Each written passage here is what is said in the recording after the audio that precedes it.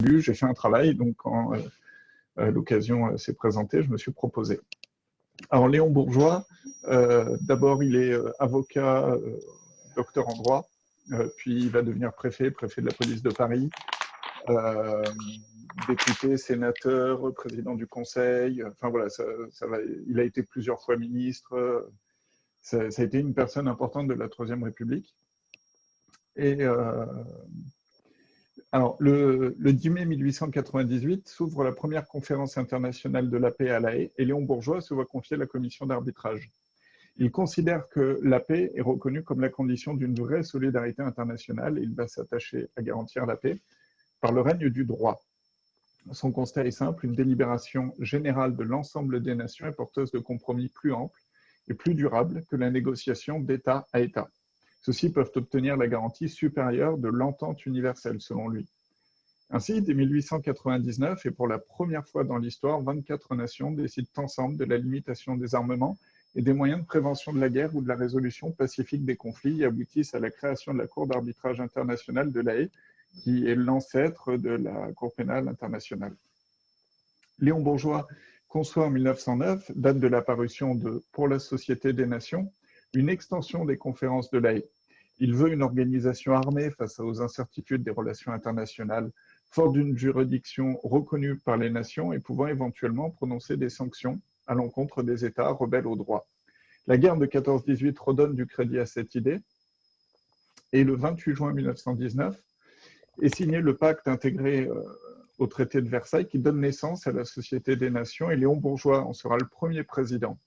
Suprême reconnaissance pour ses convictions et son inlassable travail en faveur de la paix, Léon Bourgeois reçoit le prix Nobel de la paix en 1920 pour sa contribution à la Société des Nations et nous en fêtons le centenaire cette année. Alors, Léon Bourgeois a mis en place une doctrine, un travail théorique, philosophique et juridique pour justifier un État social. Donc, c'est le solidarisme. Et tel qu'il a été pensé dès la fin du XIXe siècle, le livre Solidarité est sorti en 1896. Et donc l'idée, c'est que la justice sociale ne peut exister entre les individus que s'ils deviennent des associés solidaires en neutralisant ensemble les risques auxquels ils sont confrontés. Cette doctrine peut être considérée comme le soubassement éthique de notre contrat social qui a été défini de façon institutionnelle dans les années 30 et à la Libération. Le solidarisme s'inspire des théories de Charles Gide ou de Émile Durkheim, qui sont à l'origine de l'économie sociale et solidaire, ou même de l'évolution rationaliste de la pensée scientifique, en contradiction notamment avec le darwinisme social, sur lequel se fondent les libéraux pour justifier la concurrence et la non-intervention de l'État dans les domaines économiques et sociaux, l'État devant se contenter d'assurer l'ordre. Léon Bourgeois s'appuie sur les sciences naturelles, dont les conclusions ne sont pas celles d'une lutte pour l'existence, mais plutôt d'une solidarité des êtres, car nous sommes des individus interdépendants. Bourgeois défend l'idée d'une dette sociale contractée par l'être humain à sa naissance à l'égard de toute l'association humaine. Ainsi, à peine nés, nous serions, selon lui, débiteurs de toute l'association humaine. À peine nés, nous prenons part, sans le savoir, à l'immense capital accumulé par nos ancêtres et toute l'humanité. Le moindre besoin de l'enfant le prouve. Sa naissance implique la formation du personnel médical et donc de tout le savoir acquis jusqu'ici en la matière, mais également le savoir des ouvriers qui ont construit l'hôpital ou qui ont construit les universités où est formé le personnel médical. Sa nourriture est le produit d'une très longue culture combinant l'agronomie, la formation des agriculteurs ou celle des ingénieurs qui ont conçu les machines agricoles. Son langage intègre les acquis d'innombrables générations et dès qu'il étudie, moindre livre que lui offre l'école.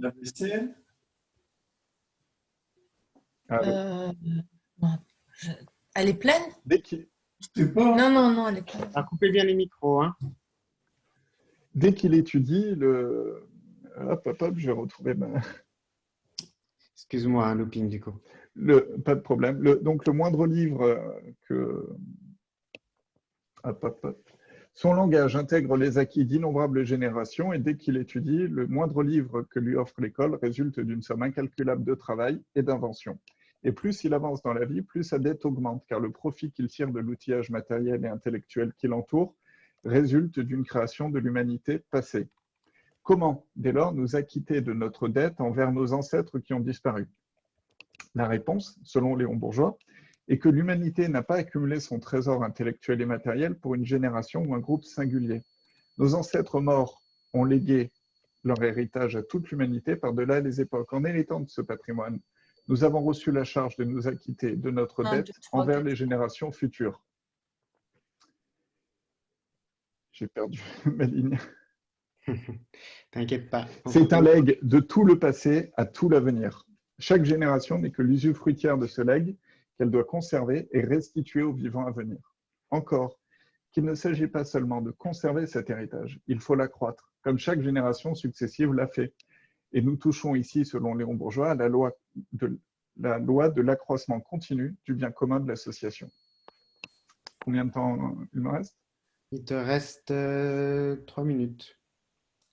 Avec, nous devons rembourser. Dans une 30. Nous devons rembourser par notre travail au sein de la société humaine la dette sociale que nous avons contractée. Mais notre dette augmente à mesure que nous vivons. Nous continuons à tirer des bénéfices des progrès de l'humanité tout au long de notre vie. Mais tous ne sont pas égaux devant cette dette. Certains bénéficient davantage que d'autres de ce que la société a accumulé. Au regard du profit tiré de la société et de ce qu'il lui apporte en retour, les individus ne sont pas égaux dans ce contrat social, selon Léon Bourgeois. Il faut donc l'action coercitrice de l'État. C'est à lui de rétablir la charge de la nation entre tous, selon une progression en fonction des bénéfices que chacun tire de la société. La justice sociale passe par le remboursement d'une dette face à laquelle nous ne sommes pas tous égaux et dont nous devons nous acquitter en fonction de ce que la société nous a apporté. Pour citer Karl Marx à ce propos, de chacun selon ses moyens, à chacun selon ses besoins. C'est ainsi que dans la théorie de Léon Bourgeois, le possédant est le débiteur des non-possédants et les obligations des privilégiés seront plus lourdes que celles des autres. Payer l'impôt n'est plus un châtiment infligé par un État tyrannique, mais un devoir librement consenti, une manière de s'acquitter de sa dette envers la société selon une règle de justice collectivement admise. C'est ce que Bourgeois appelle le quasi-contrat social. L'homme vivant dans la société et ne pouvant vivre sans elle est à toute heure un débiteur envers elle, là est sa base de ses devoirs, la charge de sa liberté, disait-il dans Solidarité. Il te reste 1 à 2 minutes pour conclure. Alors, pour conclure, c'est pour reprendre un peu tout le travail de Léon Bourgeois, Goethe disait « Le plus grand génie ne fait rien de bon s'il ne vit que sur son propre fond. Chacun de mes écrits m'a été suggéré par des milliers de personnes, des milliers d'objets différents. Le savant, l'ignorant, le sage et le fou, l'enfant et le vieillard ont collaboré à mon œuvre. Mon travail ne fait que combiner des éléments multiples qui sont tous tirés de la réalité. C'est cet ensemble qui porte le nom de Goethe. » Donc, à partir de cette théorie politique qui va servir de théorie au Parti radical en juin 1901, Léon Bourgeois justifie l'impôt progressif sur le revenu, alors qu'il sera adopté qu'en 1914 parce qu'il fallait financer la guerre, mais il va justifier aussi les accidents du travail. C'est lui qui va mettre en place la première loi sur les retraites en 1910, créant l'obligation de cotisation sociale. Et donc, aujourd'hui, on n'entend plus parler de Léon Bourgeois, mais au final, toutes les mesures sociales, par exemple, l'ISF a été fondé au départ pour financer le revenu minimum d'insertion. Donc, on ne se rappelle pas de lui et de sa doctrine, mais il a influencé toute la société jusqu'à aujourd'hui. D'habitude, ça fait 20 minutes, donc il faut m'excuser. C'est super, merci beaucoup. Mais je crois que c'est bon. Merci de t'être plié à l'exercice qui, effectivement, n'est pas évident et qui ne demande qu'à être assoupli. Mais bon, moi, j'ai trouvé que c'était très clair déjà en 7 minutes. Alors, est-ce que Laurence Haïm a un micro? Est-ce que vous m'entendez là? Oui, tout va bien. Merci beaucoup de m'avoir convié. Je crois que vous vouliez m'entendre sur l'isolation des Français aux États-Unis, qui est un thème assez important pour nous. Voilà. Okay. Oui. Non, pardon, allez-y. Donc moi, ce que je voudrais apporter à vous qui travaillez dans un domaine qui m'intéresse beaucoup, c'est cette notion d'isolation qui est liée souvent à notre double culture. Et on est tous, Français vivant depuis longtemps aux États-Unis, confrontés dans cette crise du virus à ça. C'est-à-dire qu'on a nos familles, nos amis, nos proches qui sont souvent à Paris, qu'on a évidemment au téléphone, avec choses qui se sont mises en place en Europe, qui sont en ce moment très loin de ce qui se met en place aux États-Unis. Et d'une certaine manière, c'est très difficile pour nous parce que nous vivons souvent tous ici à Washington ou à New York dans un mode français, dans un mode de confinement français, dans une société qui ne l'est pas. Et donc, en plus de la distance qu'on gère régulièrement et habituellement, on est confronté à cette double culture d'isolation avec des choses que l'on doit faire pour se protéger, donc de confinement, et qui sont dans la vie quotidienne pas du tout respectées par, je dirais, l'ensemble des Américains. Donc, on est dans une isolation physique qu'on connaît, mais on est de plus en plus dans une isolation morale liée à cet entre-deux où à la fois on vit aux États-Unis et en même temps on reste très français. Et donc, c'est une notion que je voulais vous apporter. Et en tant que journaliste, moi, ça m'interpelle beaucoup parce qu'effectivement, ça me rappelle beaucoup ce qui se passe dans des guerres, dans des conflits, où vous avez souvent en zone bombardée des gens qui sont dans des situations très coupées du monde extérieur, mais qui doivent dealer avec aussi un monde extérieur. Et c'est assez violent, je dirais, moralement, pour l'ensemble des Français qui sont ici aux États-Unis et qui ont décidé de rester. Il y a eu au début du virus, de l'épidémie, la possibilité pour beaucoup de rentrer. Mais quand vous habitez depuis longtemps aux États-Unis, vous avez quand même votre vie aux États-Unis depuis 8 ans, 10 ans, etc. On a fait avec quelques confrères une étude, on s'est rendu compte que tous les gens qui étaient installés aux États-Unis, les Français, depuis moins de 3 ans en moyenne, avaient décidé de rentrer, et ceux qui étaient là depuis plus de 3 ans avaient décidé de continuer. Mais en fonction des États où ils vivent une situation extrêmement différente. C'est vrai que les Français auxquels je parle à New York, qui ont décidé de rester, sont en ce moment extrêmement isolés, ont extrêmement peur, ont peu à qui parler parce que les familles les appellent en disant alors comment ça va à New York, ils sont souvent seuls, enfermés dans leur appartement, en vivant de manière extrêmement dure cette isolation. Donc si vous avez des questions, dans le temps qui me reste, je suis intéressée de répondre à vos questions. Ok, Oui. oui. Il faut activer ton micro, Laure. Attends. Il y a le petit micro rouge là. Le petit unmute, mute, sur le côté de l'écran, je crois. C'est le petit micro rouge. Il faut faire unmute, à gauche en bas. Voilà, ouais. Voilà, c'est bon, Voilà, vous m'entendez? ouais. Ah, alors je ne vois plus rien, mais en tout cas, vous m'entendez. Je voulais savoir si une forme de solidarité s'était organisée entre les Français, justement, aux États-Unis. Parce que j'ai longtemps habité Miami, donc voilà. Non, alors moi, à New York, il y a une solidarité dans la parole, c'est-à-dire que les gens vous appellent et les New-Yorkais, les Français de New York ont mis, à mon sens, qui sont installés depuis longtemps. Hein. Je parle de Français qui sont installés depuis longtemps, qui ont par exemple ils sont vraiment entreprises aux États-Unis. Ouais. Eux, moi, j'ai trouvé psychologiquement qu'ils étaient vraiment dans le déni. Et c'est quelque chose qui, là, journalistiquement, m'a frappé, c'est-à-dire que c'est des gens qui étaient complètement new-yorkais, qui ne voulaient pas voir ce qui se passait, qui ne voulaient pas prendre de précautions, qui continuaient à dire il y a 15 jours, mais ça va, t'es pessimiste, tu vois tout en noir, tout va bien se passer. Et ce qui était très intéressant dans l'intervention, la première intervention qu'on a eue sur la schizophrénie, c'est que ce déni, on est passé maintenant en deuxième phase et les gens de New York se retrouvent extrêmement seuls.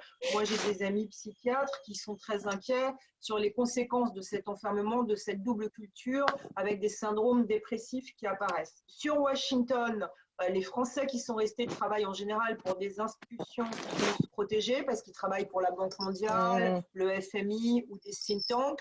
Donc, ils ont une structure américaine d'une certaine manière qui les soutient. Sur les entrepreneurs à Miami, je crois qu'ils ont eu très peur, et c'est le sentiment que j'ai eu en parlant avec des gens à Miami et en Floride, de ce manque de confinement parce que c'est les villes qui ont décidé par le gouverneur et ils étaient un peu perdus. Donc les Français ici vivent une situation assez compliquée. En Floride en tout cas, les gens ont eu très peur et ont dû gérer cette peur.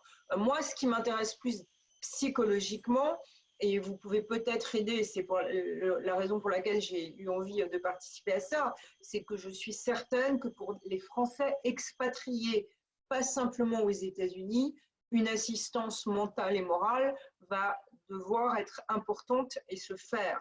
Parce qu'encore une fois, vous en France, vous êtes dans un pays avec certaines décisions qui sont prises que vous suivez plus ou moins bien, mais à l'étranger, on est confronté, et notamment aux États-Unis, à des États où le confinement ne se fait pas, où on entend des choses à la télévision qui ne vont pas du tout dans ce que les choses sont dites en Europe.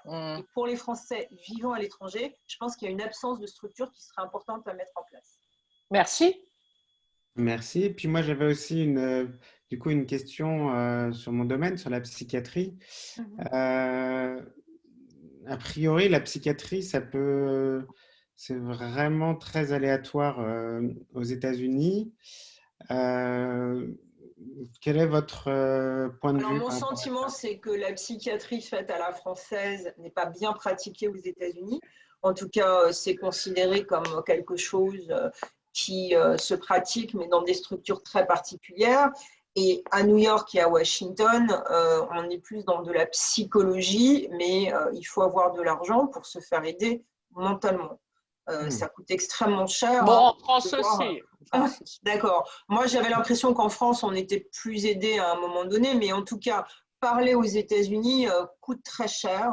Et moi, ce qui m'inquiète dans cette crise, que je vois encore une fois avec mes compatriotes, c'est le degré de solitude extrême non géré dans une situation brutale, sans assistance sociale. Voilà, c'est-à-dire que les gens parlent beaucoup quand même de leur perte de travail sans protection, sans sécurité sociale, sans assistance, avec des coûts d'hospitalisation s'ils tombent malades extrêmement chers. Et il y a beaucoup d'inquiétudes d'un seul coup qui arrivent avec vraiment ce degré de solitude que je constate.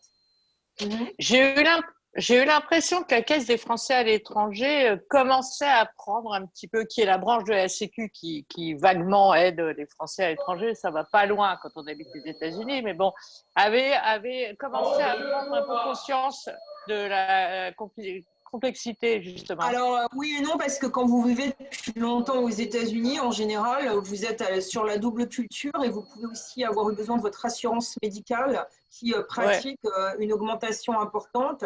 Il y a des gens qui avaient fait le choix de ne pas être sur la Caisse des Français de l'étranger, mais sur des assurances médicales privées, parce qu'ils considéraient qu'ils ne rentraient pas assez suffisamment en France et qu'il fallait mieux, dans le plein emploi, être en pleine croissance, assuré par des assurances américaines. Et là, sauf que les deux peuvent s'ajouter. Oui, mais les gens dans la période de boom économique qui a eu lieu aux États-Unis avant le virus, ils étaient dans une gestion très différente de leur santé. Très optimiste, rien ne peut arriver, c'est bien, on est ici, on fait que bosser. Et d'un seul coup, tout s'est effondré là. Et moi, je trouve ça très, très brutal. Et je pense que ce ne sont pas simplement les Français des États-Unis. Je pense qu'il y a dans d'autres pays des gens qui sont confrontés à ce problème de double culture. Merci beaucoup. Merci pour cette intervention. Très intéressante. Et puis, c'est vraiment sympa d'avoir accepté comme ça cette première expérience, cette idée que j'ai lancée. Et donc, du coup, c'est bien parce qu'on a parlé un peu de psychiatrie, de psychologie. Et ça fait un relais parfait avec le prochain orateur, le docteur Jean-Baptiste Alexanian, qui va nous parler du trouble déficit de l'attention avec les chances d'hyperactivité. Je te passe la parole, Jean-Baptiste. Merci, ça me fait très plaisir de cette invitation et je vais essayer de vous résumer un petit peu ce qu'est le TDAH et les problématiques du TDAH, notamment en France. Le TDAH, c'est le trouble de déficit attentionnel / hyperactivité. C'est un trouble qui porte finalement assez mal son nom parce que c'est un trouble qui est éminemment circonstanciel alors que finalement son nom laisse à penser que c'est un trouble vraiment attentionnel qui donc, sous-entendu, serait constant. Et donc, malheureusement, il y a beaucoup de gens qui ne comprennent pas que quand ils voient un enfant en consultation et que l'enfant est calme et concentré, eh bien, il y a beaucoup de gens qui se disent ça exclut le diagnostic. Or, c'est évidemment complètement faux. Et il faut, la compréhension du caractère circonstanciel de ce trouble, elle est fondamentale. C'est un trouble qui consiste à être effectivement plus distrait et plus impulsif dans les situations où il y a un manque de plaisir ou dans les situations où il y a finalement un stress. Et à ces moments précis, là, effectivement, il y a un haut niveau d'impulsivité, un haut niveau de distractibilité. Ce n'est pas un petit sujet, hein. Ça concerne entre 5 et 8% des enfants, c'est-à-dire qu'il y a 5 à 8% des enfants qui ont cette symptomatologie de manière pathologique, et ça concerne environ 5% des adultes. Il faut comprendre que ce processus-là, il est commun à tout le monde. Il est commun même à tous les mammifères. Tous les mammifères sont plus distraits et plus impulsifs en période de stress, parce que c'est évidemment extrêmement utile quand il y a un danger notamment. Mais le seuil à partir duquel il est pathologique, et donc là on parle de troubles, de TDAH, eh bien ce seuil-là, il est rencontré chez 5 à 8% des enfants. Donc il faut vraiment bien distinguer un processus qui est commun à tout le monde et quelque chose qui devient tellement intense qu'il devient pathologique. Alors, c'est une problématique qui est particulièrement délicate en France parce qu'on a un retard considérable de par notre culture, on va dire psychanalytique française, qui est encore extrêmement ancrée, bien que, évidemment, elle recule progressivement avec les avancées scientifiques. Et finalement, tout le monde, au bout d'un moment, s'accorde sur les données scientifiques, mais ça prend beaucoup de temps. Et l'image qu'il y a encore de ces enfants-là qui sont très distraits, très impulsifs, parfois caractérisés de turbulents, parfois à tort considérés comme mal élevés, eh bien, c'est une image qui ne permet pas le diagnostic et qui renvoie à une culpabilité familiale et surtout, bien évidemment, n'oubliez pas que c'est toujours la faute de la mère. Le mantra, c'est que la mère, tout est de la faute de la mère parce que la mère est envahissante et parce que le père est absent. Hein. Je me moque évidemment un petit peu, mais ça revient quand même assez souvent. En tout cas, dans les consultations, quand des enfants ont déjà été vus par d'autres professionnels, souvent, on nous dit que c'est quelque chose qu'on leur a sorti. C'est assez inquiétant, mais c'est comme ça. C'est un trouble qui est fréquent, qui est handicapant, parce que vous imaginez bien que, voilà, alors aux États-Unis, ils ont un représentant assez éminent du TDAH non contrôlé. On ne va pas dire de nom et on ne va pas faire de diagnostic un petit peu qui serait déplacé, mais aux États-Unis, ils connaissent aussi cette impulsivité importante, cette distractibilité importante, qui est parfois explosive, et quand on a des responsabilités, parfois ça donne des situations un petit peu cocasses. Mais chez l'enfant, très concrètement, au quotidien, c'est des difficultés notamment d'apprentissage, mais c'est aussi des difficultés d'intégration sociale. C'est compliqué de se faire des copains quand on est en permanence en mouvement, quand on est très distrait, quand on est très impulsif.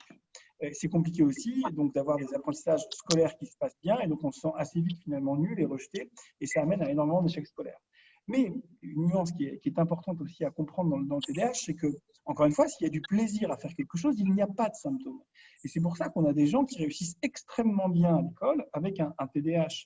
Et cette subtilité-là, elle est tellement incomprise qu'elle est à l'origine de nombreux retards au diagnostic, notamment chez les filles qui ont souvent une anxiété sur un mode un peu plus obsessionnel, sur un mode un peu plus de contrôle et sur un mode de ce plaisir à se conformer. C'est fréquent chez les garçons, c'est encore plus fréquent chez les filles.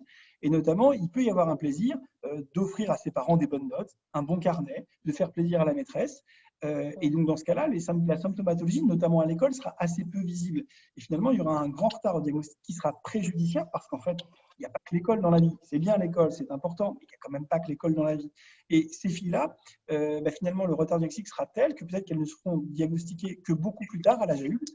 Et le problème d'un diagnostic un peu tard, c'est l'apparition de troubles anxieux, en tout cas la majoration de troubles anxieux et l'apparition de dépression. Parce qu'il faut comprendre que il y a un terme qui est très à la mode en ce moment, la charge mentale. Eh bien, il y a une charge mentale inhérente à contrôler sa propre symptomatologie de TDAH. Et quand on est une fille ou un garçon un peu anxieux, un petit peu obsessionnel, on va avoir tendance à vouloir contrôler absolument cette impulsivité, cette distractibilité, et ça coûte énormément d'énergie, et cette énergie, malheureusement, elle aboutit à un moment où il n'y en a plus, et puis là, il y a effectivement une anxiété, une dépression qui arrive. Donc ça, c'est vraiment… 1 à 2 minutes pour conclure. Ouais, donc ça, je conclue dès maintenant, puis comme ça, s'il y a quelques questions, c'est parfait.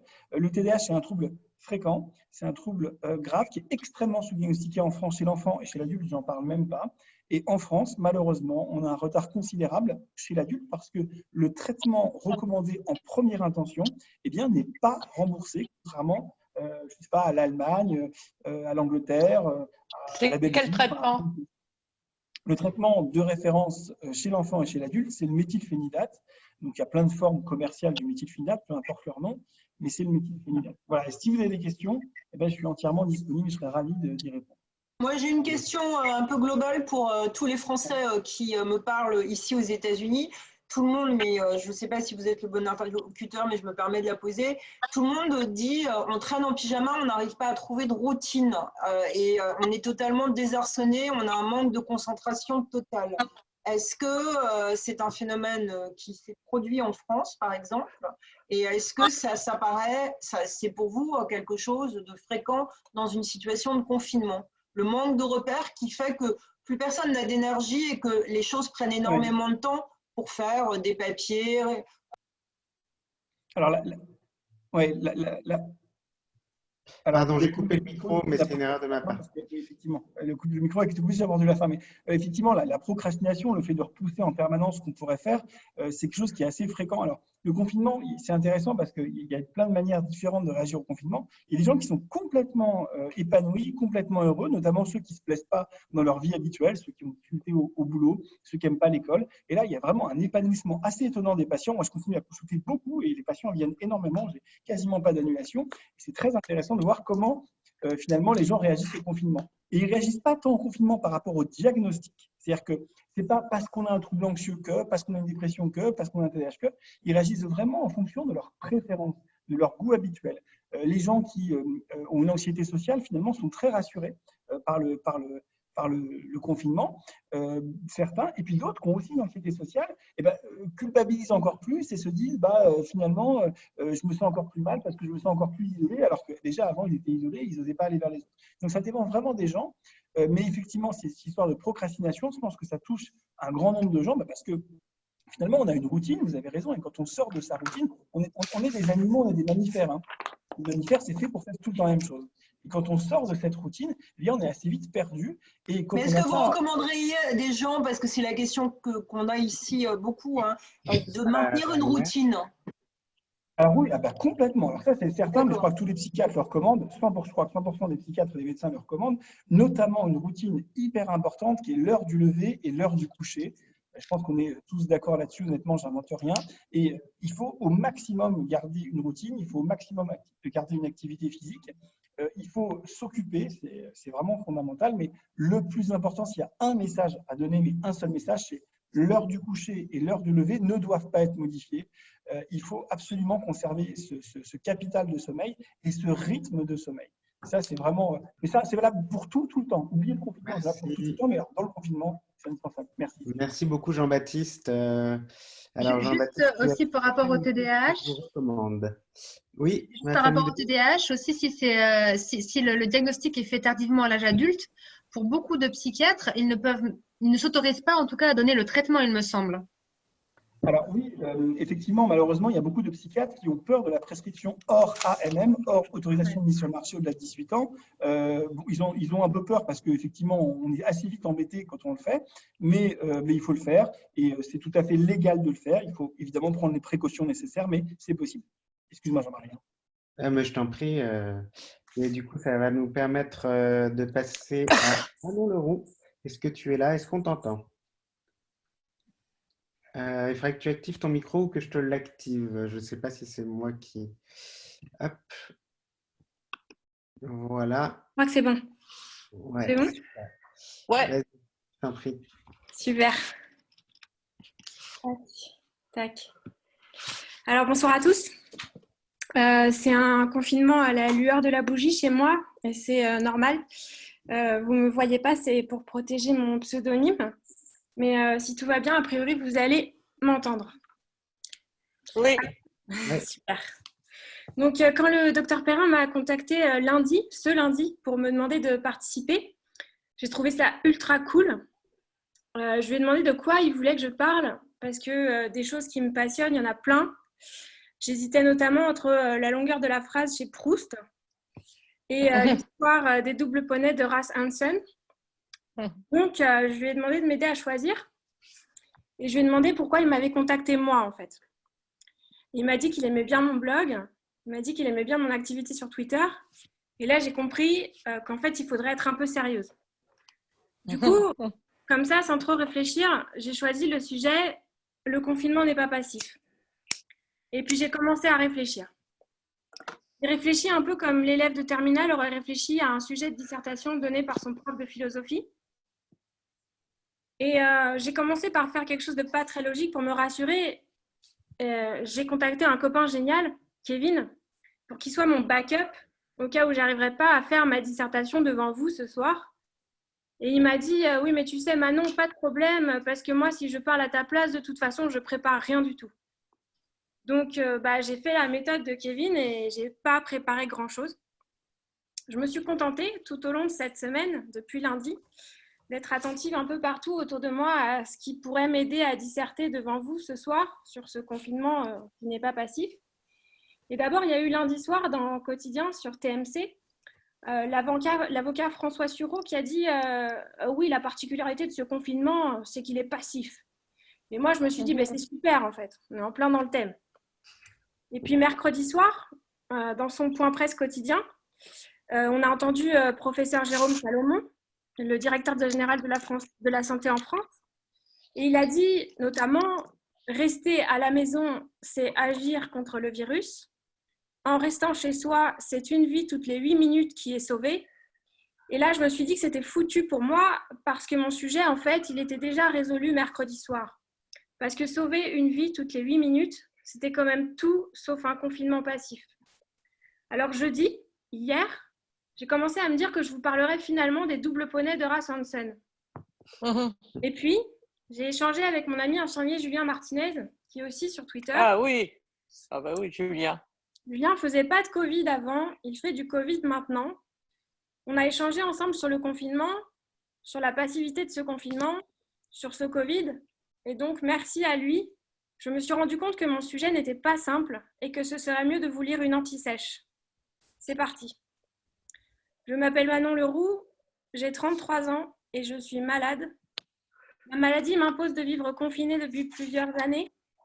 C'est un confinement plus ou moins strict selon l'activité de ma maladie. J'ai profité de mon confinement pour écrire un blog, pour ouvrir un compte Twitter. Et maintenant, je vais vous lire mon anti-sèche qui a été publié sur le blog le 19 mars 2020. C'était il y a exactement 22 jours. Voilà, c'est la guerre. On est en train d'écrire l'histoire. Mon premier prof de philosophie, Éric Marion, nous avait dit un jour, alors qu'on étudiait la métaphysique gravitant autour de Ulysse, à votre avis, quel est l'objectif de chaque être humain ? On avait séché comme des couillons de terminale sur cette question, l'objectif de chaque être humain, le bonheur, manger des pizzas, baiser, jouir, se reproduire, fumer du cannabis, boire des bières, sauver des vies. Et le prof de philo nous avait corrigé et nous avait dit l'objectif de chaque être humain, c'est de rester dans la mémoire. Truc de ouf parce que la mémoire, personne n'y avait pensé à ce type de bail à 18 ans. Je vous rappelle qu'on était des élèves de terminale, on étudiait Ulysse et qu'en effet, ce beau gosse d'Ulysse, il a plutôt bien réussi son coup sur la mémoire parce que on se souvient a priori au moins de lui, vite fait, de son nom, même si parfois on ne sait pas vraiment trop ce qu'il a fait de sa vie. Est-ce qu'il a fait la guerre ? Est-ce qu'il a été confiné ? Est-ce qu'il a mangé des pizzas ? Est-ce qu'il a sauvé des vies ? Je crois qu'on est en train d'atteindre l'objectif d'Ulysse chacun. Je ne sais pas si c'est une bonne ou une mauvaise nouvelle. Peut-être depuis nos canapés, si on est obéissant, ou depuis l'herbe en bas de notre immeuble, si on n'a pas encore très bien compris, on ne se rend pas trop compte qu'on est des Ulysses. Pour l'instant, il y a des chiffres de morts qui sortent d'une belle bouche bien pulpeuse, pleine de rouge à lèvres à la télévision. Et oui, parce que même la bouche de Jérôme Salomon, le directeur général de la santé, est belle et pulpeuse. Et puis bientôt, ce sera plus concret. Ce sera notre médecin, ce sera notre mère, parce que notre grand-mère est déjà partie. Ce sera notre mari, ce sera notre enfant. Ce sera notre enfant parce qu'on disait que les jeunes non, mais parfois les Ulysses sont vraiment motivés. Ça va donc nous coûter un peu cher de rester dans la mémoire. On va mouiller nos vêtements de nos larmes. Il n'y aura pas forcément beaucoup de sang parce qu'on va mourir en manquant d'oxygène, autrement dit, dans l'hygiène et la dignité. Pour les futurs manuels d'histoire et de philosophie qui parleront de notre guerre là, je propose de l'appeler la vraiment drôle de guerre. Les dates seront faciles à retenir pour les aspirants bacheliers. Un début en 2020, une date simple, une aubaine pour épargner la mémoire des jeunes, mise à rude épreuve en période de baccalauréat. La date de la fin de la guerre, on verra. Il y aura plusieurs rebondissements pharmaceutiques et morbides qui n'intéresseront plus personne. Les profs diront vite fait, pour la petite histoire, que les politiques français au pouvoir avaient quand même maintenu des élections municipales en pleine pandémie pour satisfaire leurs petits intérêts personnels. Ça fera rire toute la classe et ce sera vraiment ultra cool. Le prof de philosophie demandera quand même aux élèves de réfléchir à si les responsables politiques qui avaient organisé les élections municipales avaient agi, eux, comme des Ulysse. Certains diront peut-être que oui, parce que faire des grosses bêtises, c'est aussi une façon de rester dans la mémoire. À nous de choisir notre camp. Joli. Merci Bravo. beaucoup, Manon. Est-ce que tu veux une question ou alors est-ce qu'on passe à l'intervenant suivant? Je respecte la consigne des 7 minutes. Ça marche, merci. Alors, nous avons Laure. Coucou, c'est moi. Vas-y, c'est parti. Alors, bonjour, je m'appelle Laure de Montalembert, je suis journaliste santé et j'ai une spécialisation secte et dérives sectaires. On parle plutôt de dérives sectaires parce que je m'intéresse beaucoup à l'emprise. Ça m'a amené à m'intéresser aux sectes et aux dérives sectaires naturellement. Donc, alors, il y a une idée préconçue qui est complètement fausse, qui est seulement les gens faibles se retrouvent dans des sectes ou embrigadés dans des dérives sectaires. C'est absolument faux. Les gens qui sont dans ce genre de mouvement savent parfaitement détecter les failles de chacun ou leurs moments de doute. Et c'est comme ça que ces gens sont attrapés. Moi, je connais beaucoup de gens extrêmement intelligents qui ont des métiers, vous seriez étonnés de savoir qui c'est, qui ont des métiers même scientifiques, qui sont complètement embrigadés ou qui ont été embrigadés pendant longtemps dans des sectes ou dans des dérives sectaires. Alors, j'ai choisi d'utiliser un peu des mots-clés. Parce que, en fait, ces mouvements, d'abord, on se retrouve embrigadés parce que les mouvements avancent masqués. Hein. Évidemment que ça va démarrer par un petit truc gentillet et que petit à petit, je vais l'expliquer plus tard, on se retrouve jusqu'au cou dans le bazar. Alors, le premier mot-clé que j'ai choisi, c'est la séduction insidieuse. C'est-à-dire que ils vont beaucoup se balader, par exemple, sur les campus d'étudiants. Alors, c'est soit on parle plutôt de dérives sectaires, hein, des gens qui vont vous emmener dans un système de pensée, de croyance qui n'est bon ni pour eux, ni pour l'ensemble de la population. Et donc, alors on parle souvent de love bombing, c'est-à-dire qu'on va vous voir, vous êtes un jeune étudiant ou quelqu'un qui est dans une période de doute et on va vous aimer. Alors là, on vous aime, mais comme personne ne vous a jamais aimé avant. Vous êtes une personne exceptionnelle. Les gens autour de vous ne se rendent pas compte à quel point vous êtes exceptionnel.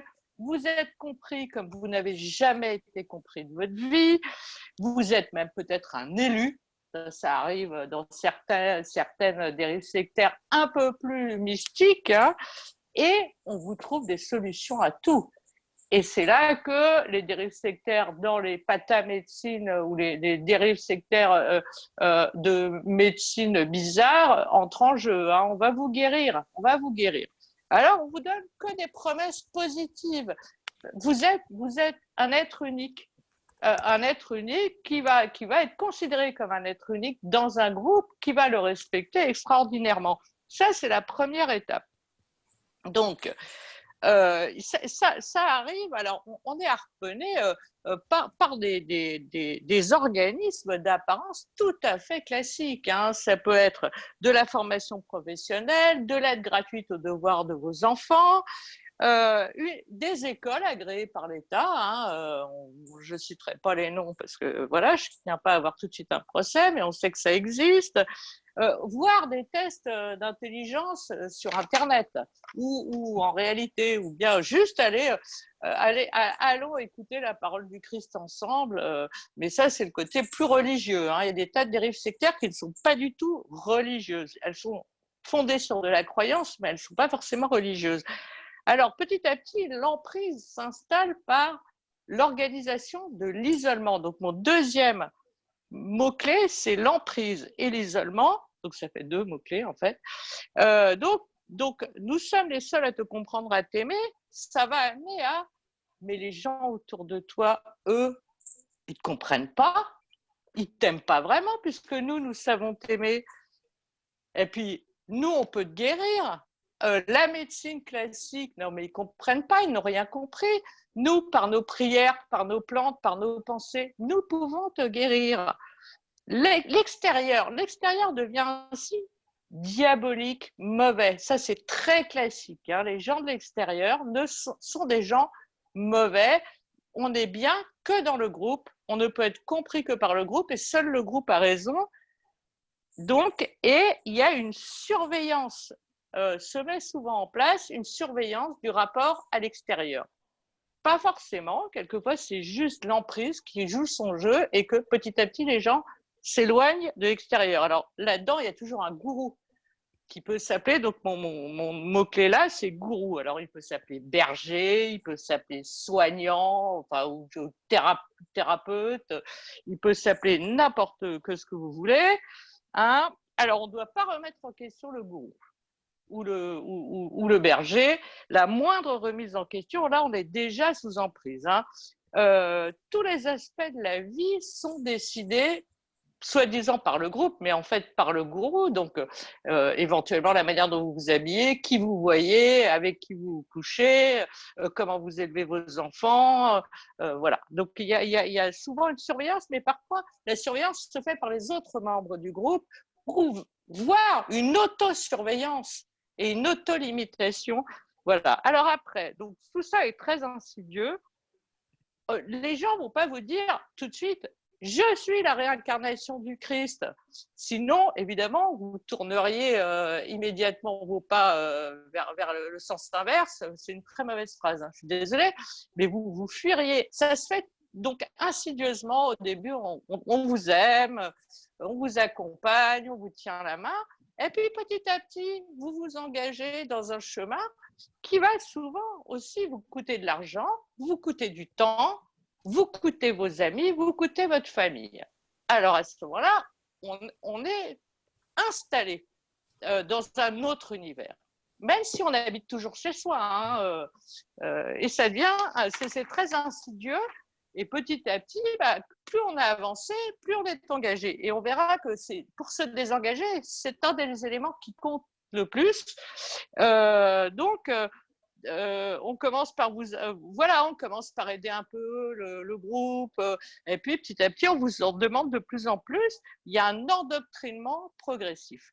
Quand, au bout de 2 ans, on vous dit la bonne femme qui est une ancienne remailleuse de bas et qui est la réincarnation de la Sainte Vierge, entre guillemets, finit par vous dire quelle est la réincarnation de la Sainte Vierge au bout de 6 ans où vous êtes décarcassé pour elle et tout, vous finissez par y croire parce que vous avez cru qu'elle pouvait guérir le sida et que les maladies mentales n'existaient pas et que les psychiatres étaient des connards. Donc, au bout d'un moment, ça vient tout petit à petit. Hein. Désolée pour les psychiatres sont des connards, je n'y crois pas, même si c'est la psychanalyse, j'ai un peu de mal, mais bon. Alors, donc la conclusion d'ici 1 à 2 minutes. Alors, voilà. J'ai une question. Alors oui, mais après, attends, je me dépêche. S'engager, donc on donne du temps, on affirme des tas de trucs à l'extérieur, on donne de l'argent, éventuellement du sexe, hein, et on s'éloigne des autres. On est très engagé, on est déconstruit. L'identité disparaît, donc je résume un peu. En dehors du groupe, pas de salut. Alors, hop, on culpabilise les gens.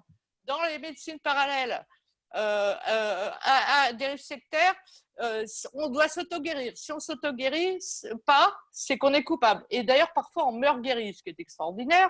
Voilà. Alors, hop, les fondamentalistes, bon, je ne vais pas le dire. Alors, je vais juste terminer rapidement.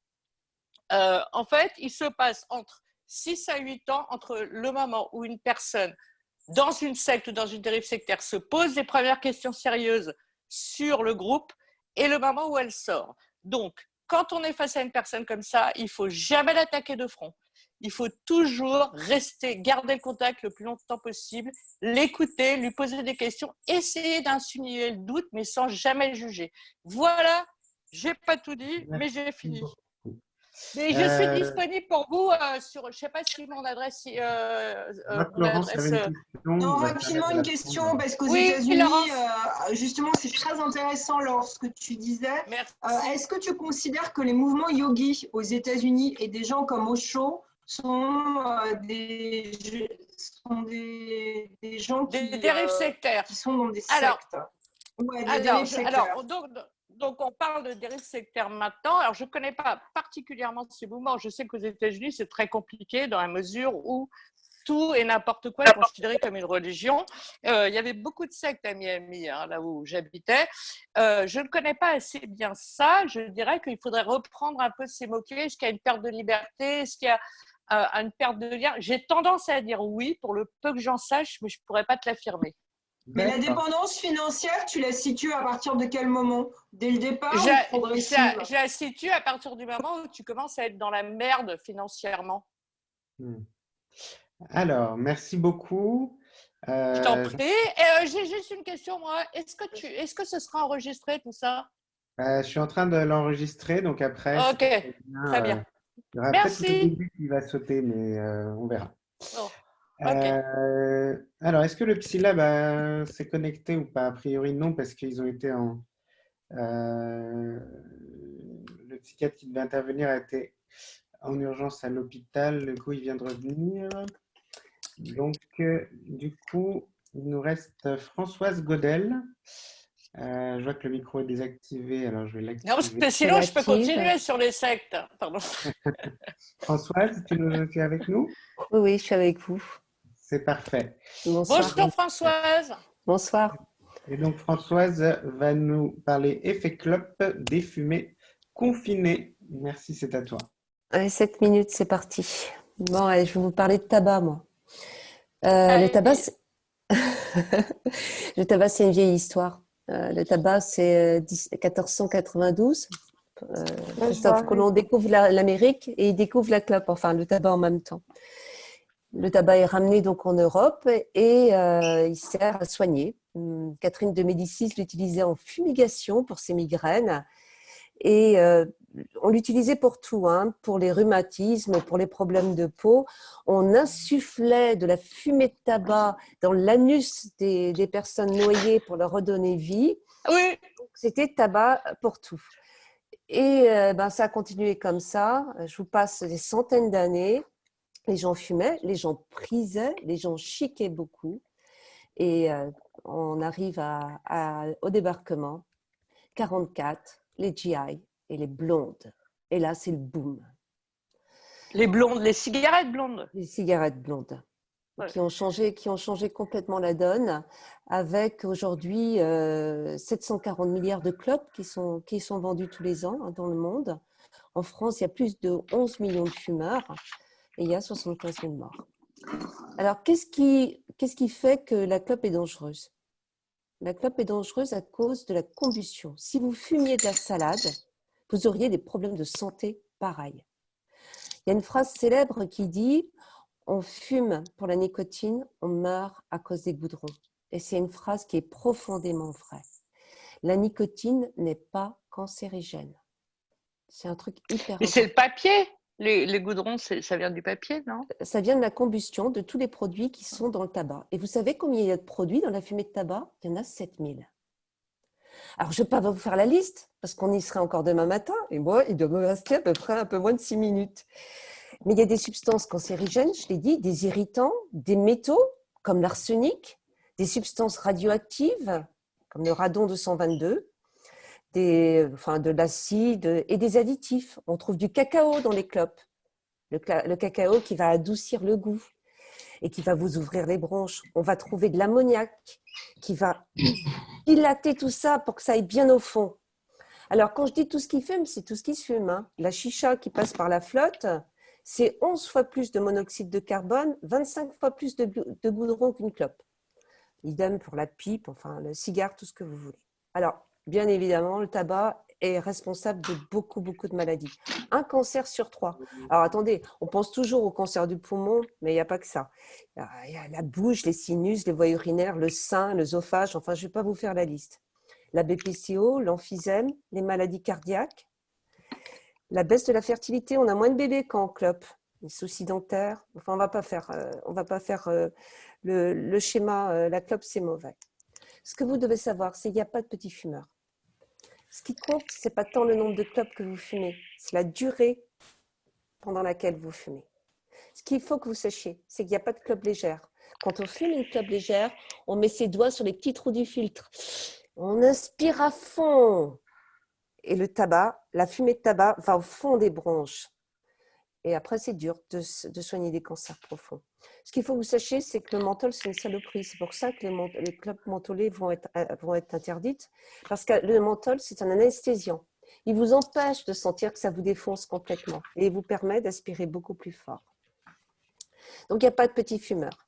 La clope, c'est une drogue, ça, on l'a compris. Vous avez un chute de nicotine qui monte en 7 secondes au cerveau. Waouh! Et qui va envahir complètement aux petits récepteurs nicotiniques qui sont devenus de plus en plus gros, de plus en plus nombreux, qui vont libérer de la dopamine et ça donne un vrai plaisir. Moi qui ai fumé pendant 30 ans, je peux vous dire que ça donne un vrai plaisir. Il y a une dépendance physique importante au niveau de la cigarette. C'est une drogue dure. Vous avez une dépendance dont on parle très peu et qui est essentielle. C'est une dépendance psychique. Le tabac et le tabac fumé envahit toutes nos émotions. Toutes. On fume quand on n'a pas le moral. On fume pour se donner la pêche, pour bosser. On fume quand on est fatigué. On fume pour se détendre. On fume quand on est en colère, pour fermer sa gueule, etc. On fume tout le temps. Et on fume dès qu'on a une émotion, si petite soit-elle. Le tabac, c'est une dépendance comportementale, le fameux geste, si vendu aux femmes après-guerre. Le tabac, c'est une dépendance sensorielle, le throat hit. Vous savez, ce petit gratouillis qu'on ressent quand on fume une clope au niveau de la gorge. Et c'est une dépendance identitaire. C'est-à-dire que dans nos cerveaux, notre schéma corporel a une clope au bout de la main, comme si elle faisait partie de nous. Alors vous me direz, c'est bien beau ce qu'elle raconte la dame, mais putain, c'est les grosses boules, quoi. Moi, je fume, comment je fais? Je sais pas, elle me parle de cancer, de PCO, et là, c'est les boules. Donc, on a une partie de nous qui se dit tout le temps, quand on voit les paquets de clopes qui font peur, là, oh, mon Dieu, je vais mourir, il faut que j'arrête, il faut que j'arrête, il faut que j'arrête, il faut que j'arrête. Et puis, il y a une partie de nous qui se dit, j'ai envie d'arrêter, j'en ai marre, j'en ai vraiment marre d'être dépendant, putain, j'en ai marre. Et puis, il y a une autre partie de nous, qui est notre cerveau automatique, qui dit, tu l'as répété des milliers de fois ce geste-là. Fumer, c'est comme manger. Fumer, c'est comme respirer. Fumer, c'est nécessaire. Alors, comment on fait? Eh bien, on s'appuie sur quelque chose qui n'est pas de la volonté. On n'arrête pas de fumer avec de la volonté, c'est des conneries, ça. On arrête avec de la motivation et du désir d'arrêter. Et du désir de ne plus fumer, tout simplement. Alors, on se fait aider. On se fait aider par des copains, on se fait aider par un tabacologue, on se fait aider par Tabac Info Service, 39,89. On se fait aider par des groupes qui ne sont pas des groupes sectaires, mais des groupes bienveillants. On se fait aider autant qu'on peut. Et comme on a besoin de pas mal d'énergie pour travailler justement sur la dépendance psychologique, eh bien on essaye de fermer la bouche à notre dépendance physique, de façon à ne pas avoir de craving, c'est-à-dire de manque violent. Putain, il me faut une clope et c'est maintenant et c'est tout de suite. Alors pour se faire aider, on a des substituts. Alors je ne vais pas vous faire la liste. Il y a des patchs qu'on peut coller, des 24 heures, des 16 heures, différents dosages. Il y a des pastilles, des gommes, des substituts oraux qui occupent la bouche. Il y a le spray qu'on se met contre la joue. Vous avez la vape, la cigarette électronique, que vous avez, madame. On peut combiner le tout. Ce qui est important à savoir, et c'est pour ça que je suis là ce soir, c'est qu'il faut arrêter que les gens se prennent un petit truc. Quand on est dépendant au tabac, il faut se substituer suffisamment. Je ne vous fais pas un dessin. Une clope, c'est entre 1 et 3 mg de nicotine, selon comment on tire dessus. On double pour les rouler. Calculez vite fait. Donc, on prend la dose de nicotine dont on a besoin et on fait ceinture et bretelle. C'est-à-dire qu'on va prendre un patch, on va prendre des gommes, on va prendre des pastilles, un spray, une vape et on va prendre tout ça en même temps s'il le faut. On peut se coller 3 patchs en même temps. Ce n'est pas un souci du moment que ça marche. 1 à 2 minutes. Oui. Et si on a peur, parce que c'est le confinement et que putain, c'est vachement dur, c'est très difficile d'arrêter de fumer parce que c'est le confinement et qu'on fume plus, eh ben, on combine les deux. C'est-à-dire qu'on va porter un patch tout en fumant. Pourquoi? Parce que si on diminue le nombre de clopes, eh ben, on va tirer plus dessus pour avoir sa dose. Donc, le fait de prendre un substitut va permettre de diminuer le nombre de cigarettes tout en fumant normalement. Et puis, petit à petit, on va augmenter le nombre de substituts à son rythme, en prenant le temps qu'il faut, tout en continuant à fumer, mais du coup, de moins en moins. Alors, il y a plein d'avantages à ça. Vous allez vous sentir mieux et des avantages rapides. Hein. Au bout de 24 heures, hein, vous avez un risque de crise cardiaque qui diminue par 2. Au bout d'une journée, vous avez une oxygénation qui redevient quasiment à la normale. Je ne vais pas vous faire la liste. Mais ce que je peux vous dire, c'est que vous allez vous sentir mieux, vous allez respirer mieux, vous allez retrouver le goût, vous allez retrouver une plus jolie peau. Et surtout, vous allez retrouver un truc qui est que vous allez causer plutôt que fumer. Et surtout, vous allez retrouver quelque chose qui est drôlement important. C'est un vrai sentiment de liberté. Merci. Merci beaucoup. De rien. Alors, du coup, le Psylab n'est pas connecté, je pense. Donc, du coup, il nous reste un petit peu de temps. Du coup, c'est toi qui prends le relais. Donc, moi, ce que j'allais proposer plutôt, c'est que comme au départ, ça a été un peu pour ma famille de ouf et pour Looping, et ben, moi, je leur offre quelques minutes supplémentaires s'ils le souhaitent pour compléter leurs propos. D'abord, ma famille de ouf et puis après Looping parce que au début, bah, c'était un peu le lancement et ça me paraît légitime. Et puis après, on arrêtera cette belle soirée et je vous remercierai tous d'être présents. Donc, ma famille de ouf, si tu as des petites choses à compléter, n'hésite pas. Ok, moi j'ai à peu près fait le tour de ce que j'avais prévu de vous dire là maintenant. Donc, s'il y a des gens qui ont des questions, je suis prête à répondre, à en dire plus. Sinon, ça nous emmènerait assez loin, quoi. Je sais pas, je peux vous parler du projet sur lequel je travaille pour le blog sur les familles, ou que ce soit sur le rétablissement que je vous ai présenté ici. Voilà, je suis un petit peu disponible si vous avez quelques questions ou des choses que vous souhaitez que j'approfondisse. Alors, est-ce qu'il y a des questions? Sinon, du coup, moi, je me demandais pourquoi, qu'est-ce qui, toi, t'a donné envie de créer ce projet? Parce que tu l'as expliqué, etc. Mais je voulais quand même que tu reviennes là-dessus parce qu'à mon avis, c'est la base. Ta motivation, ce que tu attends comme changement, en fait, dans la société, pour les patients, pour leurs familles. Voilà. Je voulais te demander un peu les tripes de ton projet. Les tripes de mon projet. Alors, je travaille avec les patients eux-mêmes et la schizophrénie depuis très longtemps. C'est vraiment une pathologie. Alors, je parle de la schizophrénie, mais je ne travaille pas du tout que sur la schizophrénie. Hein. Je travaille avec tout type de patients, mais puisque c'est le sujet de ce soir principalement. Et les maladies mentales en général et la schizophrénie en particulier sont souvent stigmatisées par la société, stigmatisées quand elles vont chez le médecin, elles meurent plus jeunes que les autres, par défaut de soins, je veux dire, c'est assez grave quand même. Elles intériorisent aussi la stigmatisation. Voilà, on arrive, bonjour monsieur, alors évidemment ça ne se passe pas comme ça, hein, mais dans leur tête, parfois, c'est entendu comme ça. Bonjour monsieur, madame, vous avez une schizophrénie, le monde s'effondre. Et les familles également. Mon Dieu, mais mon fils est un tueur en série, ma fille est un tueur en série, mais c'est pas possible, mais qu'est-ce qui m'arrive, qu'est-ce qui se passe? Il va finir dans un asile, on va pas pouvoir l'aider, tout s'écroule. Et donc, pour moi, donner une bonne information à la fois aux personnes malades, à leurs familles, aux soignants, à tout le monde, une information juste qui va vraiment permettre à chacun de comprendre ce qui se passe et de pouvoir soutenir convenablement les personnes malades et qu'elles se soutiennent elles-mêmes et que chacun puisse prendre sa part, de s'aider. C'est vraiment très important. Et j'ai hésité quand j'ai commencé à me questionner de faire quelque chose sur Internet. Est-ce que je travaille pour les personnes malades directement ou pour leur famille ou pour les pros aussi? Parce que former les pros, c'est aussi quelque chose que je peux faire à côté. Et je me suis dit, allez, je démarre par les familles parce que j'ai le sentiment, enfin en tout cas, lorsque je rencontre les familles dans les groupes que j'anime, elles ont tellement rien. Elles sont tellement seules. Parfois, les professionnels leur ferment les portes parce qu'il y a toute une partie des professionnels qui considèrent que ce qui se passe entre le patient et le professionnel est sacré. Et donc, on ne doit pas intervenir. Et si une famille vient demander « Mais qu'est-ce qui se passe à mon proche? Comment je fais pour lui parler bien? Parce que là, on ne se comprend plus, on n'y arrive plus. J'ai peur pour lui. » Eh ben, c'est comme si c'était une intrusion très grave. Et que du coup, on leur ferme la porte en disant « Mon Dieu, mais vous êtes intrusif. Peut-être même que c'est à cause de vous que votre proche est malade. » Enfin, elles s'entendent encore dire ça aujourd'hui. Et elles sont très, très seules. Voilà pourquoi j'ai choisi les familles d'abord, mais finalement, les gens qui consultent mon blog ne sont pas du tout que les familles. Il y a des personnes malades elles-mêmes, il y a des professionnels aussi, et c'est très chouette comme ça. Voilà, moi, j'ai une intention en particulier pour elles, mais mon blog est ouvert à tous. Ouais.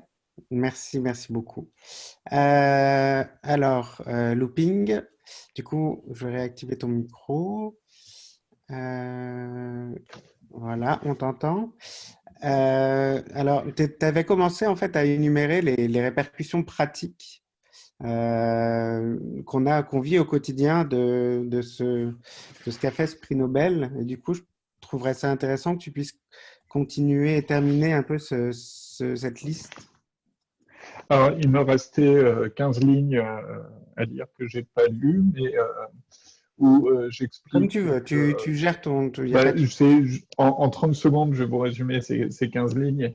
En fait, pour Léon Bourgeois, il n'y a aucune propriété qui soit individuelle, parce que, désolé, j'ai l'impression que c'est un peu dissonant avec tous les propos qui ont été tenus, qui sont très scientifiques. Là, je débarque avec un propos historique.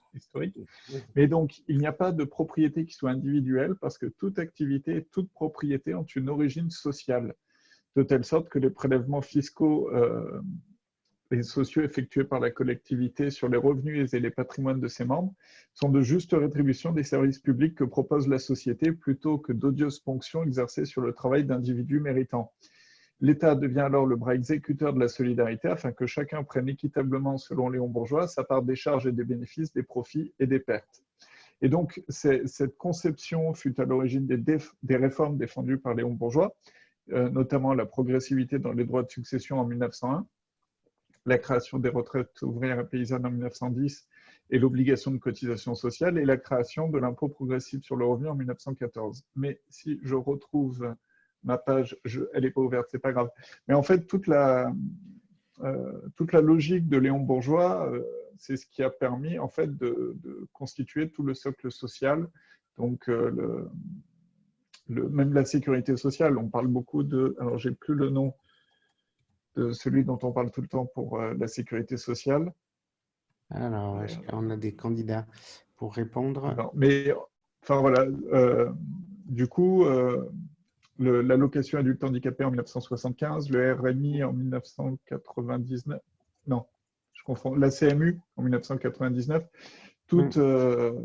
en fait, toutes ces réformes-là, qui ont été défendues aussi bien par la droite que par la gauche, reposent sur cette conception en fait, qu'on doit participer à l'ouvrage collectif, et donc on va venir en aide aux gens qui ne peuvent pas travailler. Et en fait, avec la crise du coronavirus qu'on traverse actuellement, le chômage technique qu'on est en train de vivre, en réalité, on est dans la solidarité de Léon Bourgeois, parce que, alors donc, son livre s'appelle Solidarité, sa doctrine, le solidarisme. Donc aujourd'hui, avec les hôpitaux, avec le chômage technique, on est en plein dedans, parce que tu me demandais quelles étaient les conséquences pratiques de sa philosophie. Et tout ce qui est social, dès qu'il s'agit de payer des impôts pour financer les hôpitaux, c'est Léon Bourgeois. Ok, super. Je conclue en une phrase si tu permets. Et en fait, il est complètement oublié. Mais en Afrique, en ce moment, il y a des gens qui travaillent à fonder justement les États. Et ils travaillent beaucoup sur Léon Bourgeois pour justement mettre en place un État un tant soit peu social. Super.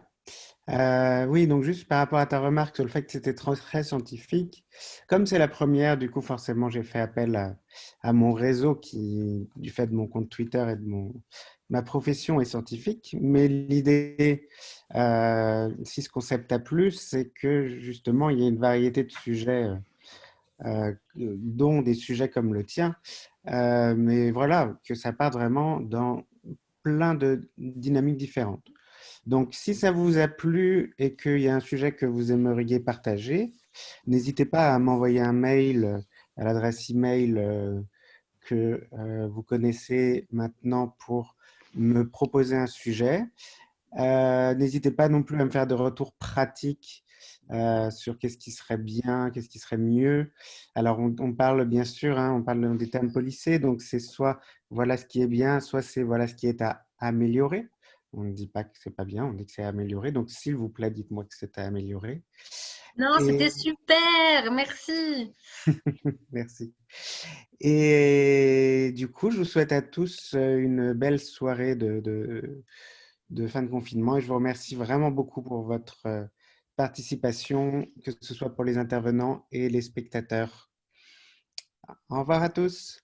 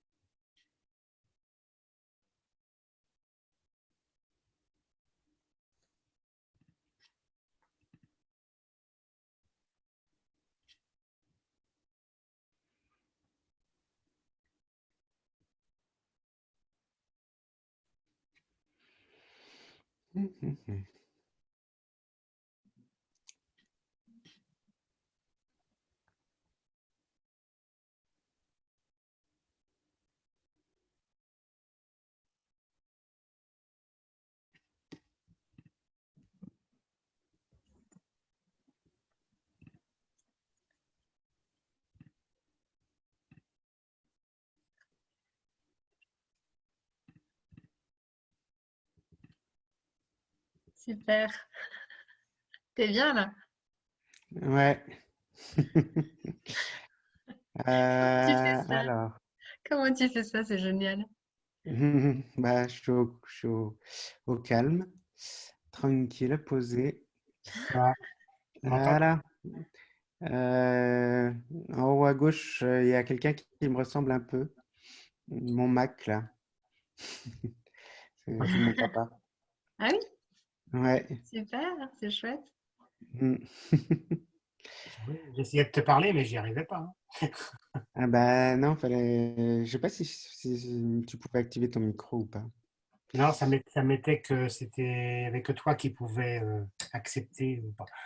Ah bah du coup, faut que j'active Manon parce qu'elle est toujours par là. Mm. Ouais, je suis là.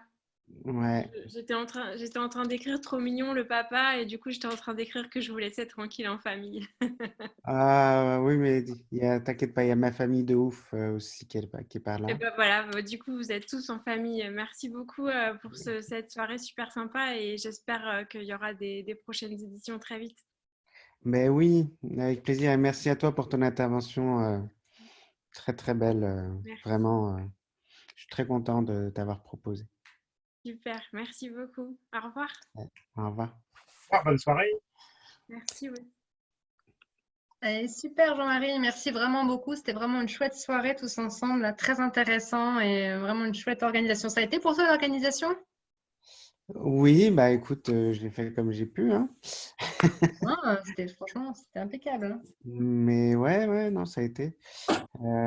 Globalement, d'ailleurs, l'enregistrement, j'espère que je vais l'arrêter. Arrêter